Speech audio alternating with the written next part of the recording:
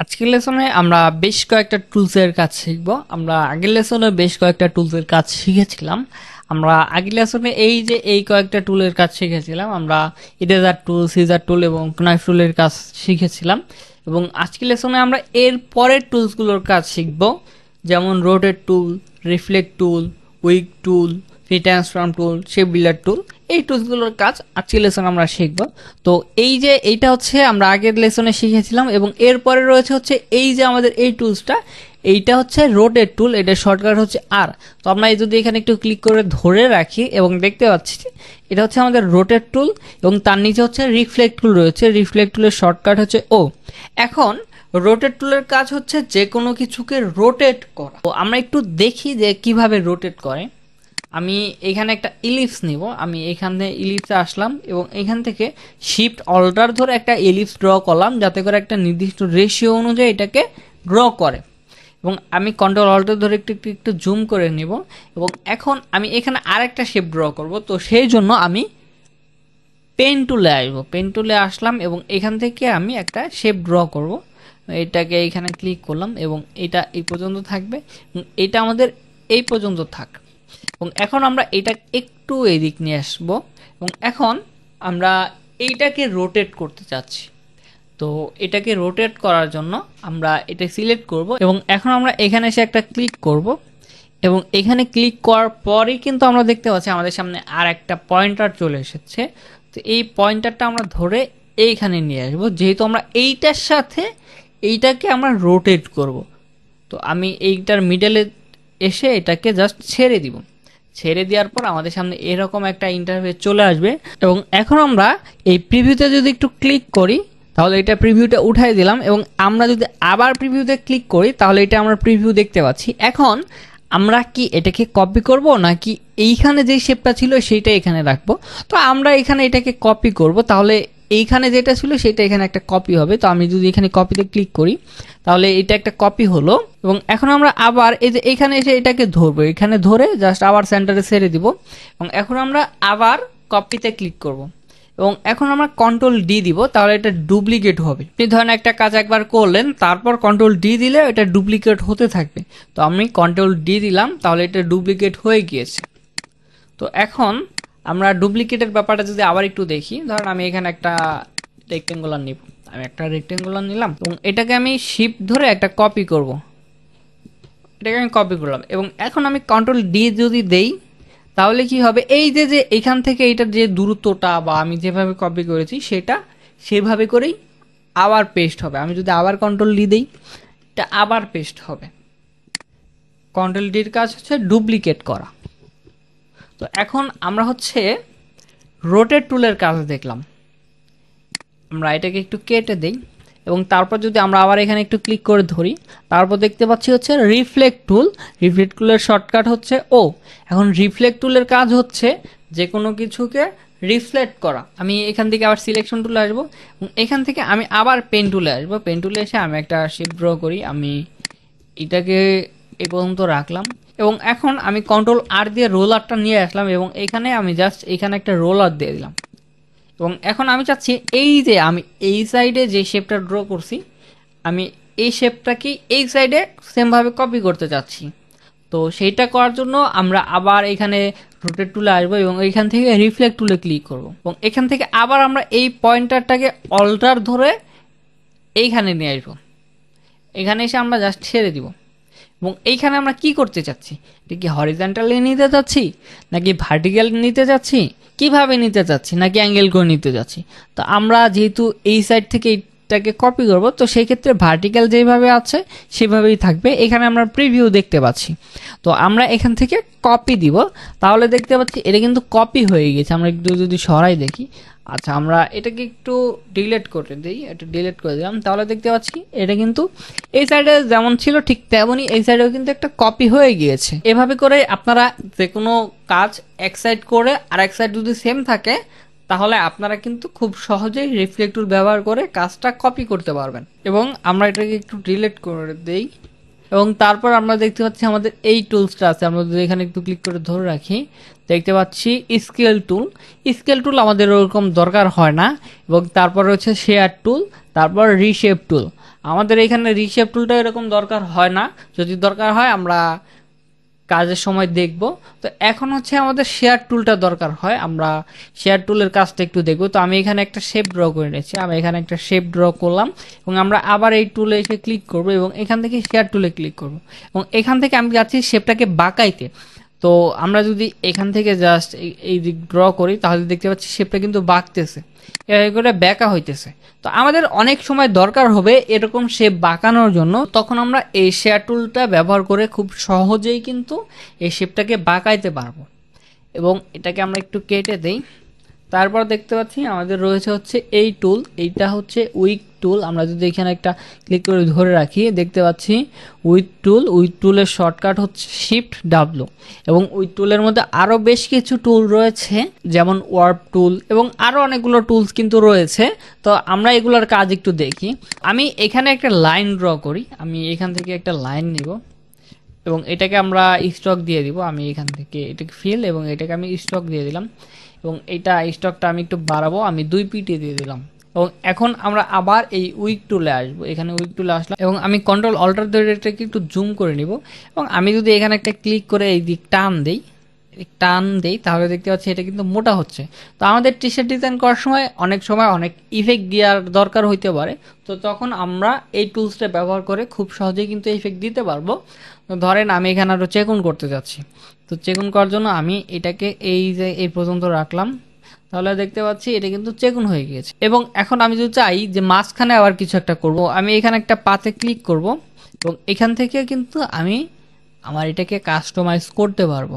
আমি এটাকে এতটুকু রাখতে পারি। এটা হচ্ছে আমাদের উইথ টুলের কাজ, এটা আমাদের অনেক সময় দরকার হতে পারে। এবং তারপর যদি আমরা এখানে আবার একটু ক্লিক করে ধরি তারপর দেখতে পাচ্ছি ওয়ার্প টুল, এটা শর্টকাট হচ্ছে শিফট আর। এখন এইটার কাজ কি? তো এইটার কাজ দেখার জন্য আমরা এখানে একটা শেপ ড্র করব। আমি শিফট অল্টার ধরে একটা শেপ ড্র করে এটার আমি ফিল দিয়ে দিব, ফিল দিয়ে দিলাম এবং এখন আমরা আবার এখানে ক্লিক করব এবং এখান থেকে ওয়ার্প টুলে ক্লিক করব এবং এখান থেকে এটাকে একটু সাইজটা কমাবো।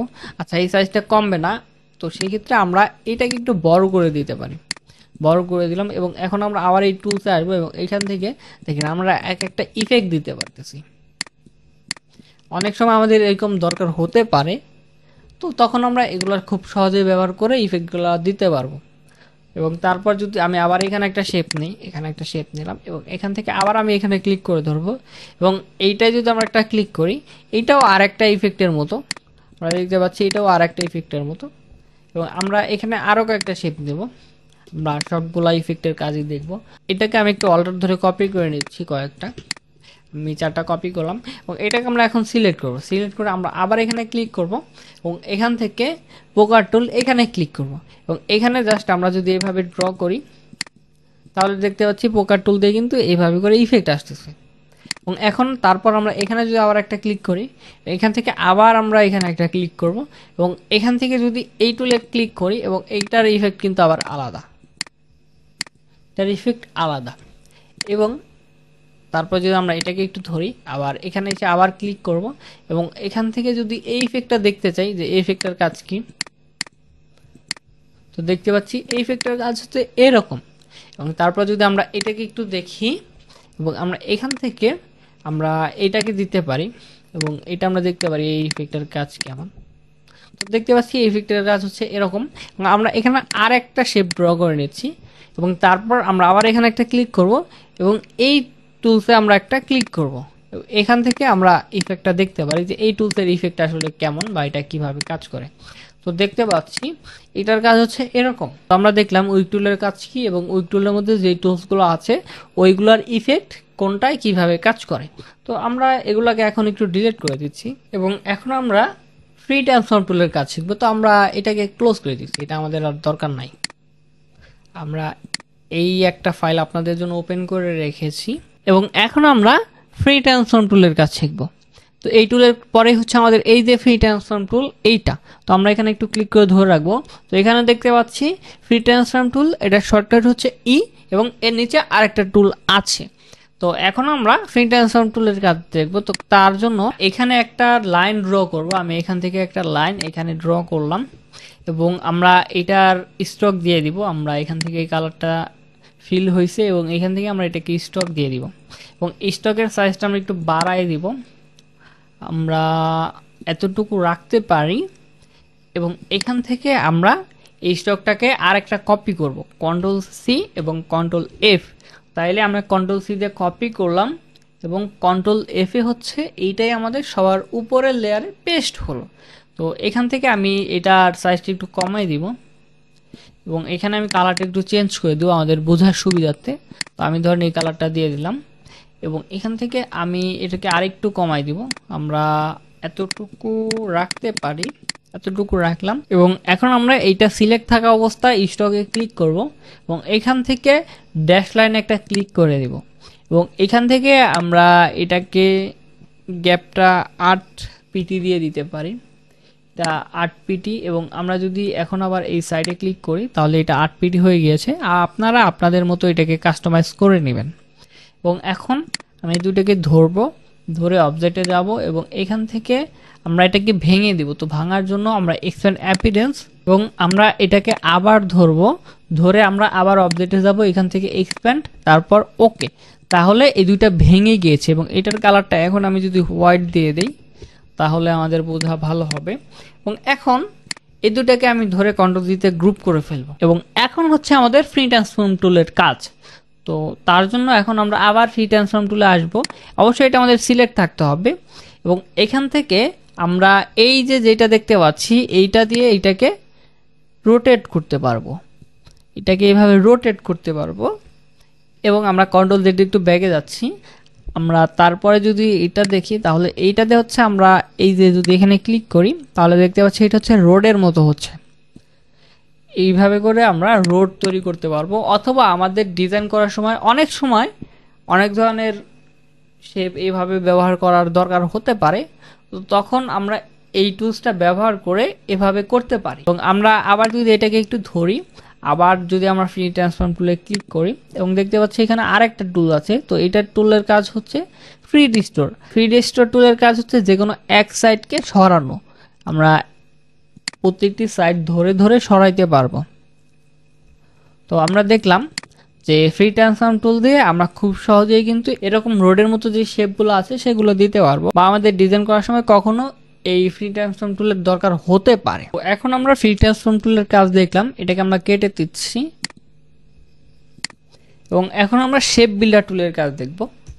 আমরা দেখতে পাচ্ছি এখানে দুইটা আমি ছবি নিয়ে নিয়েছি। তো এই টুলের পরেই হচ্ছে এই যে আমাদের শেপ বিল্ডার টুল এবং শেপ বিল্ডার টুলের শর্টকাট হচ্ছে শিফট এম। তো আমরা যদি এখানে একটু ক্লিক করে ধরে রাখি, এখানে আরও কিছু টুল আছে, তো আমাদের এগুলো কাজের টুল না, আমাদের টুল হচ্ছে শেপ বিল্ডার টুল। তো এখন শেপ বিল্ডার টুলের কাজ হচ্ছে যে কোনো কিছু কাটাকাটি করা, এই যে এইটাকে কাটাকাটি করে এরকম শেপে কনভার্ট করছে।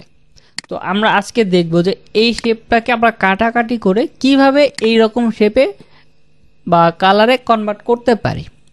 তো আমি এটাকে একটু কপি করে নিয়ে আসবো, এটাকে ধরে আমি অল্টার ধরে একটা কপি এখানে নিয়ে আসবো, কপি করে নিয়ে আসলাম এবং এখন আমরা এই শেপ বিল্ডার টুলে আসব এবং এখান থেকে যেহেতু আমাদের কাটাকাটি করতে হবে, তো আমরা দেখতে পাচ্ছি যে এইটা কিভাবে কাটছে, এইখান থেকে এই দুইটাকে অ্যাড করে দিছে। এখন এই আমরা যদি শেপ বিল্ডার টুলে আসি তাহলে এখান থেকে প্লাস দেখাচ্ছে। এখন আমি চাচ্ছি যে এই যে মিডল এটা মাইনাস করতে, তো এইটা তো আমি অ্যাড করে দিলাম, আমি চাইলে মাইনাসও করতে পারতাম। তো আমি কন্ট্রোল জেড দিয়ে ব্যাকে যাব এবং এখন অল্টার যখন ধরবো তখন দেখতে পাচ্ছি কার্সার কিন্তু চেঞ্জ হয়ে যাচ্ছে। তো আমি যদি এই যে এই পাতটাকে জাস্ট অল্টার ধরে ক্লিক করি তাহলে কিন্তু এটা ডিলিট হয়ে গেছে। তো আপনারা চাইলে এটাকে অ্যাডও করতে পারেন অথবা ডিলিটও করতে পারেন, এক কথায় আমাদের যেটা দরকার সেইটা যদি হয়ে যায় তাহলে আর কোনো সমস্যা নেই। এখন আপনি সেটা যেইভাবেই করেন। তো এখন এখানে শেপ বিল্ডার টুলে আসলাম, এখান থেকে আমরা একটা কালার দিয়ে দিতে পারি। তো কালারটা এখানে আমরা অন্য একটা কালার দেব, আমরা এখানে এই কালারটা দিয়ে দিব এবং এখন এখানে একটা ক্লিক করে দিলাম, তাহলে কিন্তু আমাদের এইটা ক্রিয়েট করা হয়ে গিয়েছে। এবং এখন আমাদের এই যে এইটা ক্রিয়েট করতে হবে, তো এইটা ক্রিয়েট করার জন্য আমাদের কি করতে হবে, সবগুলোকে মার্চ করে দিতে হবে। তো আমি এখান থেকে এগুলোকে মার্চ করে দিলাম এবং এখন আমাদের যে কাজটা করতে হবে সেটা হচ্ছে এইগুলাকে মার্চ করতে হবে। এই সবগুলোকে ধরে আমি মার্চ করলাম এবং এখান থেকে আমরা যদি একটু জুম করি, আমাদের এই যে দেখতে পাচ্ছি এখানে কিন্তু কিছু নাই। তো সেই ক্ষেত্রে এটা আমাদের মাইনাস করতে হবে। তো অল্টার ধরে আমি জাস্ট এই যে পাতে, এইখান থেকে পাতে মাইনাস করে দিলাম।